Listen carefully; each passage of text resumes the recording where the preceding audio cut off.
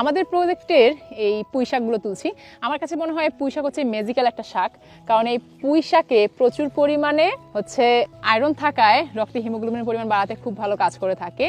এছাড়াও গর্ভবতী নারীদের জন্য খুব উপকারী একটা শাক, কারণ প্রচুর পরিমাণে ফলিক অ্যাসিড থাকে এবং ক্যালসিয়াম থাকে। ক্যালসিয়াম এবং ম্যাগনেসিয়াম থাকায় দাঁত ও হাড় গঠনে খুব ভালো কাজ করে থাকে এই পুঁই শাক। ইউরিনারি ইনফেকশন এবং প্রস্রাবের জ্বালাপোড়া দূর করতে এই পুঁই শাক খুব ভালো কাজ করে থাকে, তাই পুঁই শাক খেতে পারেন। অন্যান্য শাকের মতো পুঁই শাকেও প্রচুর পরিমাণে ভিটামিন এ এবং ভিটামিন সি থাকে, যা আমাদের রোগ প্রতিরোধ ক্ষমতা বাড়ানোর পাশাপাশি আমাদের দৃষ্টিশক্তি উন্নত করে। এছাড়াও থাকে প্রচুর পরিমাণে অ্যান্টিঅক্সিডেন্ট। আসলে পুঁই শাকের গুণাগুণ বলে শেষ করা যাবে না। প্রচুর পরিমাণে আঁশ সমৃদ্ধ হয়, এটি আমাদের হজম শক্তি উন্নত করে, তাই পুঁই শাক খাবেন। আর ইন্টারেস্টিং একটা বিষয় বলি, পুঁই শাককে ম্যাজিক্যাল শাক আমি কেন বললাম। একবার এই যে গোড়া কেটে খাওয়ার পর বারবার নতুন করে কুশি বের হয়, যেগুলো পরবর্তীতে আবার খাওয়ার উপযোগী হয়।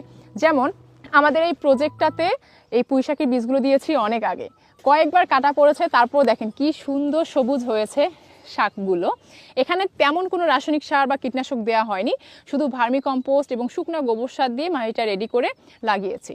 তো আপনাদের যদি অল্প একটু জায়গা থাকে তাহলে 5 থেকে 7টা পুঁই শাকের গাছ হলেই কিন্তু আপনার পারিবারিক যে চাহিদা সেটা ইনশাল্লাহ মিটে যাবে। যদি জায়গা নাও থাকে, বাসা ছাদে টবেও কিন্তু এই পুঁই শাক লাগিয়ে আপনার পারিবারিক চাহিদা পূরণ করতে পারেন। সো স্বাদ নিন পুঁই শাকের।